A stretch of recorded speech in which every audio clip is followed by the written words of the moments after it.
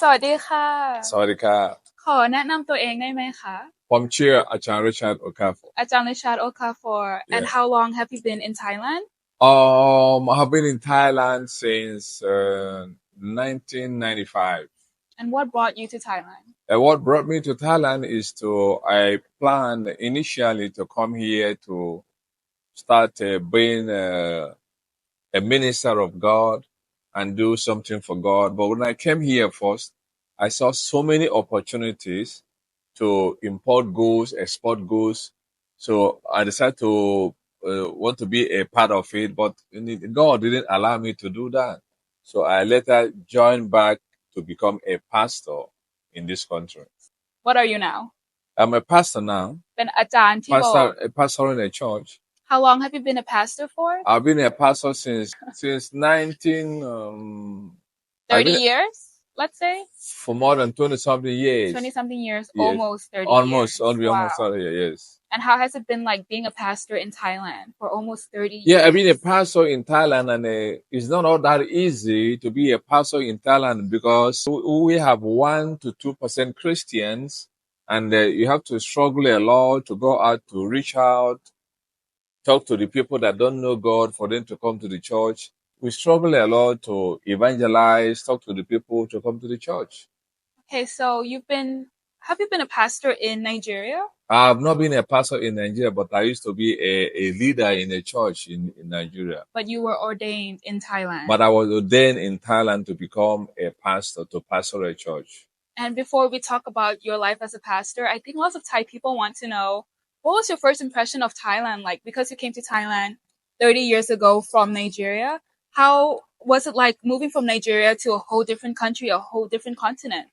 Yeah, for me to move from Nigeria to Thailand, and I came here, I noticed that Thai people, they are friendly to the foreigners. Very. They love foreigners, and when they see you, they admit foreigners. Especially they want to speak English. So meaning that I'm an English-speaking country. I used to help people to speak English, and from there I can draw them to God. Thailand is good, loving people, hospitality is nice. And just maybe a little fun, lovely question. Is that how you met my mom, your wife? I met my wife in the travel agency when she wanted to travel, and by then I went to buy a ticket as well, and I don't know how to speak Thai, but it happened that my wife was the person that helped me to translate to relate to what I'm doing and talking with them. So from there, later we began to talk to each other, and then we became friends. And that is what. And the rest is history, I believe. And that the rest is story. But today we're going to be talking about your life as a pastor. Lots of people are curious about your marriage with my mom. Lots of people really interested. Yeah. They love watching your videos together. Again, let's go further into your life as a pastor. Yeah. What made you want to become a pastor? What made me to become a pastor? Because when I came here first, remember I told you I was to come here to be a minister, but I came seeing the opportunities here. They have many things. People are buying goods, buying things to send. So I later want to join them to do like that, forgetting what the Lord brought me here to do. And later I find out that was not what God wanted me to do. So I decided to go back to my root, to my original calling by serving the Lord. I become a pastor first, and later I ordained my wife to become a pastor as well. We all manage the church and take care of the people. Just because if you can see in our church, it's a very international church. There's Thais, Nigerians, Australians, Americans, lots of different nationalities. So that's really cool as well. Yeah. And how does that feel? Like, it's such an amazing moment just to watch your church grow. And how does that feel to go from a small room and to see more people come to church, more people loving the Lord? How does that feel for you? Yeah. It feels very good to me. I'm very happy to see the church grow, especially when you are starting first. When you start first, you start in a small church, but when your word is going and people are liking your word, remember when they like your word, they go to tell other people. oh, I like this church. I like the way they do. I like the way they do. The other friends, they will bring their friends to come. This is how church grows. Church grows by the minister, by the point he gives every Sunday. And from there, people will start coming. Okay. Now we know a little bit about your life as a pastor. So let's talk about your life as a Nigerian in Thailand, because obviously you are a minority here. You're not Thai. I was going to ask, what struggles do you think Nigerians may have? But some people don't have visa at all. Their visa have already expired. You know, when your visa expired, you are eligible not to have visa. You have to go back to Nigeria and get a visa. So for that, we don't have that unless you go back to Nigeria and get new documents to come in and start afresh. Okay, so what advice do you have for anyone who might face like any documentation issues, visa issues? I can feel, I've made a survey. I feel that few people here don't have that document. Few, not everybody. Many people have their documents already. And I feel that in Nigeria they're giving documents. But I can feel if you have money to travel, you can just travel and go and renew the visa and come back and start again. Okay. So now we know that Thailand is the majority of the people here are Buddhists. I think 97% of people in Thailand are Buddhists, and there's like 1% Christians in Thailand. How do you navigate that? Like, cause Nigeria, like, let's say there's 51% Christians and you were raised as a Christian, correct? So when you come from a country or like a neighborhood where everyone is a Christian, you go to church every Sunday, moving to Thailand where Christians are a minority, do you feel like there's any differences or any struggles with that? Yeah. Actually, good question. I like that question. When I came here the first time, I first of all find out how many percentage they have Christian here, and somebody told me 1%, somebody told me 2%. Oh, I said, wow, I'm in a good place. I'm in a good position. I can be able to evangelize, to lead people to the Lord, and that will be the best idea for me to do, because I did not leave Nigeria to come here to start ministering to the people that are already Christian.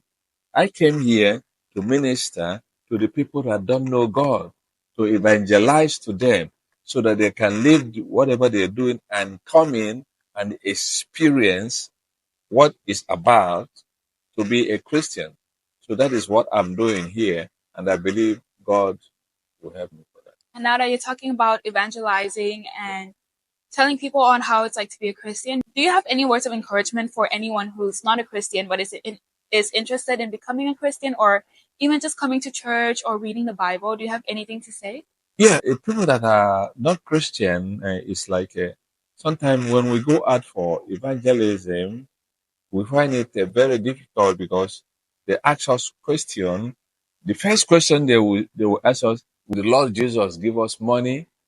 That's the first question they ask. It's our duty to tell the people that God will give you salvation, God will give you good thing, God will bless you. Once you keep on praying, God will always be by your side and help you in the times of need. But first of all, you have to believe in Him. Can you please get into the mission trips that the church do, like every year, twice a year, once a year, maybe? Lazy, we have gone to almost 29 cities in this country. I remember I've been going when I was a kid as well. You've been part of us. We have gone to Budahan, we have gone to Sirin, Buriram, Kurat, many places we have gone. We don't just go empty. We go there, we give people food, we give snacks, we give people clothes. Okay, so after being in Thailand for over almost 30 years, what lessons have Thailand taught you? A lot. Besides the language. I've learned, sorry? Besides the language. Yeah, besides the language. Because, for the language, I'm not too good in language because my wife speaks Thai, so she translates for me. But for me, your kids too. Yeah, my kids, they speak Thai. They're born here. Everything is in Thailand here. You have good roads, you have the lights, you have everything, you have good food, you have good people. People are nice. People can relate with you good. Especially when we travel out for evangelism, it's fun for us to go out for evangelism. And people are happy seeing us, seeing the pictures. We go, especially when we go out to the rural towns. People love it. And for that, we feel happy at being there. So now let's get back to Nigerians in Thailand. Yeah. Do you have any advice for Nigerians who are now new in Thailand or who are looking to come to Thailand? I want to explain. I've been here for a long time, and I'm one of the oldest band in Thailand here. You mean oldest Nigerian Yeah, who stayed here for a long for a time? long time. Yeah. If you count 1, 2, 3, you count me. Can you elaborate? 50 Nigeria years. don't stay over 10 years because they find it very hard because of the things they came to do. It's not working. It's not. They sometimes what they do is not what the government want them to do, so they feel that they cannot cope up. But me being a pastor, that's my work here, and I'm still here. One thing that I encourage you people to do before coming, don't listen to the people that tells you in Nigeria there's too much work in Thailand. If you come to Thailand, you from here, you go to Hong Kong, you go to Japan or Korea. No, it's not like that. Before you come here, you must have to start looking for a work permit, and that work permit will lead to work. And the only work you can work here is to be a teacher. For some people that have international work, people that have a good skill, they can still work somewhere.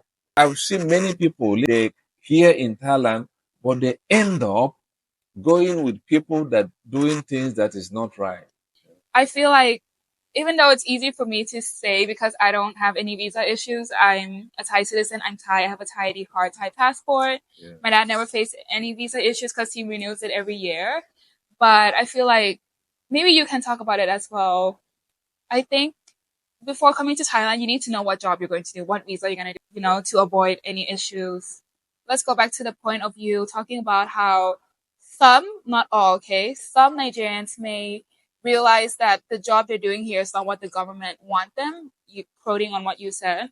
So it kind of links back to like harmful stereotypes and negative misconceptions people may have about all Nigerians in Thailand. So when I started making content with my dad, like people know my dad is a pastor, but then they would just say, okay, your dad is the 1% of the good Nigerians. The other 98%, the other 99% are all doing illegal work. Yes. How do you feel about those statements people make? How do you feel when people think all Nigerians are doing illegal work here? No. I just disagree with that. All Nigeria here don't do illegal work. No, I disagree with that.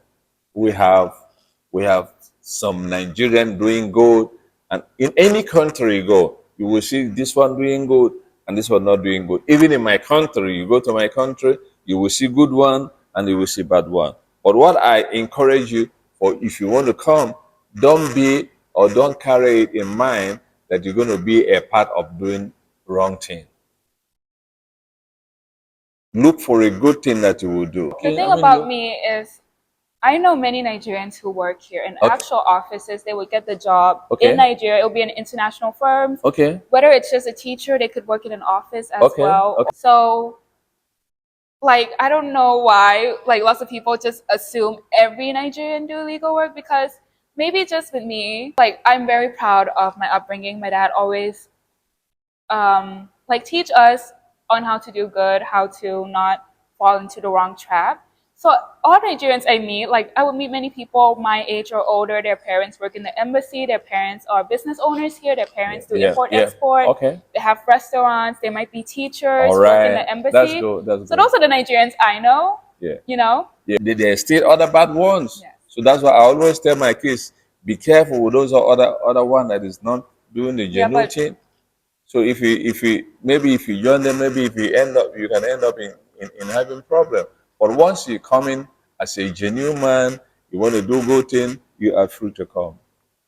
What would you say to any Nigerians here as well who know that they're working hard for their family, they're getting their visas, they're working hard to get a job?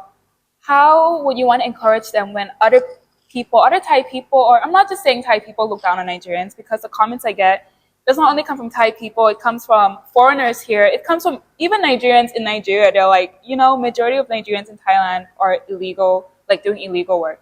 what about the Nigerians who are not doing illegal work, but they still face that stereotype thrown at them? Can you encourage them? I just feel that I've not been in the mix of those that are not other genuine, other doing illegal work or doing good, because I know I work in the church. For me, I don't have time to mix with people outside, but I have always preaching in the church, do good things, don't be involved in the things that the government is not aware of or the government don't like. So I've not been in that place, in that situation of being a part of mingling with people that are not right. I encourage you, when you come to Thailand, especially Thailand, just look away to do good things. Don't involve in anything that is not right. Let's just say we should not judge every Nigerian. No, yeah, please, never you judge every Nigerian. No, there is still good Nigerians, good ones. As I told you, there is some bad somewhere, there is some good egg, there's some bad egg. Anywhere you go in the country. So pray that God will give you and connect you with good ones. So based on, again, talking about harmful stereotypes, misconceptions, have you ever faced discrimination with the police in Thailand or immigration? Have they ever forced you to give your passport or whatever? Any bad experiences? You know, Lizzie, I want to tell you something. Since I've been in this country, I want to tell you something. Since I've been in this country, I've been in the place whereby everybody just running away, blah, blah, blah, blah. And Everyone was scared. Everybody was scared and running. And guess what? The immigration is there looking for the document, and I will come in and I will pass. Nobody will ask me anything. The police No, not nobody. even assume. Lizzie, since I am in this country, no police have asked me for passport. Wow. Nobody. Would you say it's the glory of It's God? a glory of God. It's a glory of God. Come on. Nobody have asked me. Since 29 years I'm in this country, nobody. But I guess what? And I tell you what, because I dress good. If you see me outside, I dress good. I don't dress like other people. Either I put on my tie or I dress good. I'm not saying trying to give myself credit because of the way I dress. I can say the way I carry myself. And I don't run. Because once they see the police, they run away. But for me, I keep on moving through my direction. We never get scared. Yeah. Because they know these people must be right. If they're not right, they will run away. It's convenient anyways, because even if they ask for your passport, you're not scared because you have I have it, yes. But they have never asked. Yeah, I have it. I have it. And it's like we just want to thank the Lord for everything. Okay, listen, even they ask you of your passport. Come on. You have your passport, give to them. Let them just see. They're not going to harm you. They see your passport, they see your visa. Give them. Do you remember in my country, in Nigeria, from here to there you see police. From there to there you see police. From there to there you see police. And everybody is stopped and searched. And here is not our country. They will not harm you. They just want us to be correct and save ourselves. Yeah. Okay, now let's kind of end the topic with Nigerians in Thailand before we close. Any words of encouragement for Nigerians here on how they can improve their image? I know maybe some people might not like that, but it's reality, you know. People judge based on images here. So how would you want to encourage Nigerians or give them advice on how to improve our image as a whole? There's many things you have to avoid yourself, things that is not right. It's like, Lizzie, when it's in Nigeria, some people who don't believe, they believe we're too corrupt, we're too that, and we're too that, but never know that we're still good people. They don't know. 100%. We're still good people. But when they come close to us, they will say, oh, these people are nice. Because you don't judge people the way you see them. So I encourage people, keep on doing good. Don't do things that is not right. Do things that people, when they see it and when they know you, they will say, yes. I believe as you will start doing that, God will trust you. Yes. Well, I hope this inspires lots of Nigerians here, whether they're in Thailand, looking to come to Thailand, or are not wanting to come to Thailand, but just curious about Thailand. And I hope this kind of changed the mindset people may have about Nigerians here. So to end this, do you see yourself staying in Thailand forever? Do you want to retire here? Because you've been here for almost 30 years already. Yeah, I wouldn't say about retire here to live here, final. No, I cannot live here final. I'm the only son in my country. I have 6 sisters, and my mom always called me, what time my mom going to come back? And remember, we have a church in Nigeria. Yes, we also have a church in Yeah, Nigeria. that church have not opened yet. They're having some prayers every Wednesday. So I'm planning To go back. I will go there and start the church.